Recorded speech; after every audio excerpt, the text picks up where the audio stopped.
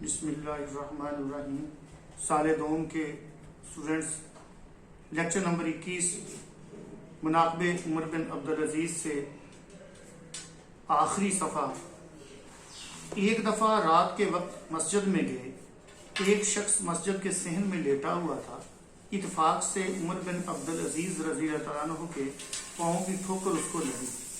اس نے جلا کر کہا، کیا تو پاگل ہے؟ عمر بن عبدالعزیز رضی اللہ تعالیٰ عنہ نے کہا کہ نہیں۔ مولانا شبلی نعمانی اپنے اس مقالے میں جو انہوں نے حضرت عمر بن عبدالعزیز رضی اللہ تعالیٰ عنہ کی سیرت، کردار، ان کے طرز حکومت سے متعلق تحریر کیا ہے، اس میں وہ ایک واقعہ بیان کر رہے ہیں کہ ایک دفعہ حضرت عمر بن عبدالعزیز رات کے وقت ایک مسجد میں گئے۔ مسجد کے صحن میں ایک شخص صاحب استراحت تھا، لیٹا ہوا تھا، آرام کر رہا تھا۔ اتفاقاً حضرت عمر بن عبدالعزیز کا پاؤں اس کو جا لگا، پاؤں کی ٹھوکر اس شخص، لیٹے ہوئے شخص کو لگ گئی۔ انہوں نے ایسا جان بوجھ کر نہیں کیا، محض اتفاق سے، غیر ارادی طور پر یہ کام ان سے سرزد ہوا۔ اندھیرے کی وجہ سے پاؤں کی ٹھوکر اس لیٹے ہوئے شخص کو لگی۔ اس نے جلا کر کہا، اس نے غصے میں آ کے الجھ کر ناراض ہوتے ہوئے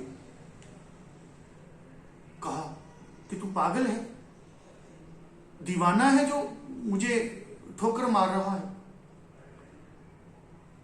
تمہیں دکھائی نہیں دیتا؟ جو عمومی طور پہ گفتگو کا انداز ہوتا ہے کہ کیا تمہیں دکھائی نہیں دیتا؟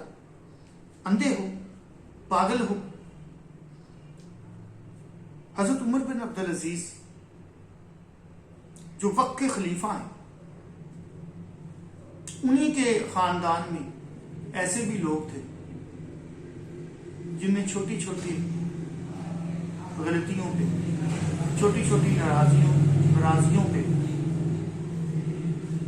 لوگوں کو قتل کر ڈالا، ان کے سر کاٹ کے ان کی بیویوں کی گود میں ڈالے، کئی دنوں تک لٹکائے رکھے، ظلم و بربریت کے بازار گرم کیے، ہاتھ کٹوا دیے۔ لیکن حضرت عمر بن عبدالعزیز رضی اللہ تعالیٰ انہوں نے اپنے غصے پہ کنٹرول رکھا، وہ طیش میں نہیں آئے، صبر کا دامن نہیں چھوڑا، کیونکہ پہلوان وہ نہیں ہوتا جو کسی کشتی میں، اکھاڑے میں اپنے مد مقابل کو پچھاڑ دیتا ہے۔ پہلوان وہ ہوتا ہے جو اپنے غصے پہ کنٹرول کرتا ہے، کیونکہ غصہ جو ہے یہ عقل کو کھا جاتا ہے، اور دنیا میں جو قتل و غارت گری ہے اس کا زیادہ حصہ جو ہے وہ غصے کی حالت میں ہے کہ طیش میں آ کے فوری رد عمل کے طور پہ چھوٹی چھوٹی باتوں پہ لوگ ایک دوسرے کو مار ڈالتے ہیں یا سزا دے دیتے ہیں، اور حکمران تو پھر ایسے ہی ہوتے ہیں، وہ تو برداشت ان کی تو ہوتی نہیں ان کے ہاں۔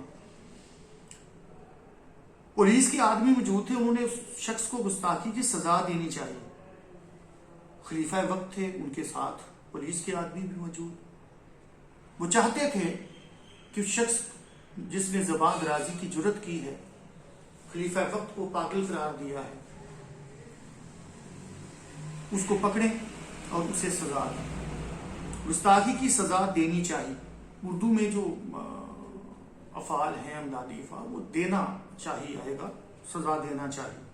عمر بن عبدالعزیز رضی اللہ عنہ نے کہا، کیوں، اس نے کیا گناہ کیا ہے؟ اس نے تو صرف استفسار کیا ہے، کیا تم پاگل ہو؟ میں نے کہہ دیا نہیں۔ اس کی کوئی غلطی نہیں، اس کا کوئی گناہ نہیں، جلتی پہ تیل نہیں ڈالا بلکہ پانی ڈالا ہے۔ روکا ہے پولیس کے آدمیوں کو اور کہا کہ اس نے تو صرف سوال اٹھایا کہ کیا تم پاگل ہو، اور میں نے کہہ دیا نہیں، بات ختم ہو گئی، اتنی سی بات ہے، اور اس پہ ہنگامہ رہے گی کوئی ضرورت نہیں، اس کو سزا دینے کی کوئی ضرورت نہیں۔ یہ ہے کردار، یہ ہے سیرت، اور حکمران وقت کو اسی قسم کے مزاج کا ہونا چاہیے۔ عمر بن عبدالعزیز رضی اللہ تعالیٰ عنہ جب مرنے لگے تو مسلمہ بن عبد الملک نے کہا کہ وصیت کر جائیے کہا میرے پاس کیا ہے جس کی وصیت کروں؟ حضرت عمر بن عبدالعزیز کا جب وقت آخر آیا، یہاں مولانا شبلی نعمانی جو بہت بڑے نثر نگار ہیں، اس میں کوئی شک نہیں ہے، وہ اپنے قد و قامت سے، اپنے ادبی قد و قامت سے نیچے کا جملہ لے کے جب مرنے لگے، جب ان کی وفات کا وقت قریب آیا تو مسلمان بن عبد الملک، وہ جس نے جو دست و بازو تھا، اس نے کہا کہ آپ وصیت کر جائیں۔ مسلمان کے لیے تو یہ ہے کہ وصیت وہ اپنے سرہانے کے نیچے رکھ کے سوئے، پتہ نہیں کب اس کی باری آ جائے، اٹھنا نصیب ہو صبح یا نہ ہو۔ کہا میرے پاس کیا ہے جس کی وصیت کروں؟ میرے پاس کچھ نہیں ہے، کیا دوں گا دوستوں؟ جاں ہے مگر کہو تو گما دوں گا دوستوں، کچھ بھی نہیں میرے پاس، رقم ہو، دولت ہو، جاگیر ہو تو وصیت کرو۔ مسلمان نے کہا میں ابھی 1,00,000 دینار بھیجے دیتا ہوں، جس کو چاہیں اس میں سے وصیت کیجئے۔ فرمایا کہ اس سے تو یہ بہتر ہے کہ یہ رقم جن لوگوں سے وصول کی ہے ان کو واپس دے دو۔ مسلمان یہ سن کر بے اختیار ہو پڑے۔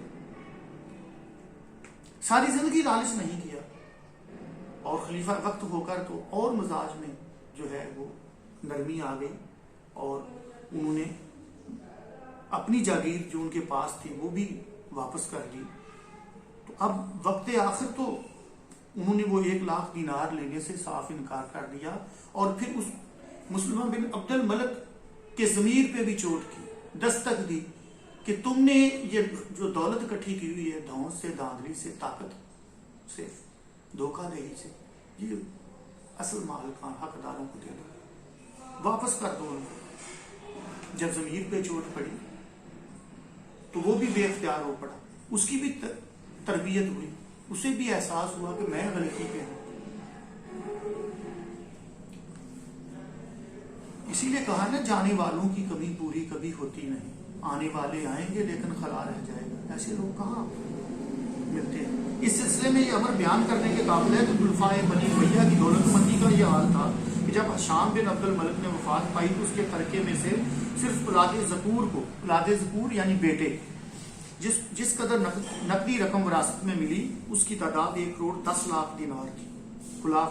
خلفائے بنو امیہ میں سے ہشام بن ملک کی بات ہو رہی کہ جب وہ فوت ہوئے ہیں تو ان کے بیٹوں کو جو وراثت میں نقد رقم ملی ہے وہ 1,10,00,000 دینار یعنی سونے کے سکے، لیکن عمر بن عبدالعزیز نے جب وفات پائی تو کل 17 دینار چھوڑے، جس میں سے تجہیز و تکفین یعنی کفن دفن کے مصارف اخراجات ادا کرنے کے بعد 10 دینار بچے جو ورثہ میں، یعنی ایک دینار، آدھا دینار آیا، اور وہ میں کثرت اولادیں تھی کافی، صرف 17 دینار، اس میں سے بھی 7 دینار خرچ ہو گئے کفن دفن پہ، اخراجات آ گئے، اور باقی تقسیم میں غرض عمر بن عبدالعزیز کی خلافت اور سلطنت ٹھیک اسی اصول کا نمونہ تھی جو اسلام نے قائم کیا تھا۔ یہ پہلے بھی بات ہو چکی ہے کہ انہوں نے اپنے دور حکومت میں اسلام کے سنہری اصولوں کی پاسداری کی، نبی محترم نے ریاست مدینہ میں جو معیار قائم کیا تھا اس کی پاسداری کی،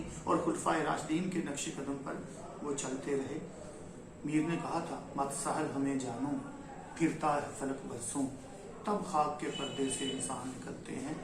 تو عمر بن عبدالعزیز رضی اللہ تعالیٰ عنہ جیسے لوگ بھی صدیوں میں شاید پیدا ہوتے ہیں، اتنا آسان نہیں ہے۔ صلاح الدین ایوبی 7-8 ملکوں کا حکمران، وفات کے وقت گھوڑا سلواریں کچھ بھی نہیں، چند دینار۔ لیاقت علی خان شہید نوابزادہ ہیں، شہادت کے وقت کچھ بھی نہیں ہے، وہ لاکھوں کے کوئی بینک بیلنس نہیں ہے، اور کل طارق عزیز دنیا سے رخصت ہوئے، اللہ انہیں غریق رحمت کرے۔ اپنا سارا جو بھی کچھ تھا وہ پاکستان کے نام کر گئے ہیں، اللہ انہیں اپنے جوار رحمت میں جگہ دے۔ Thank you.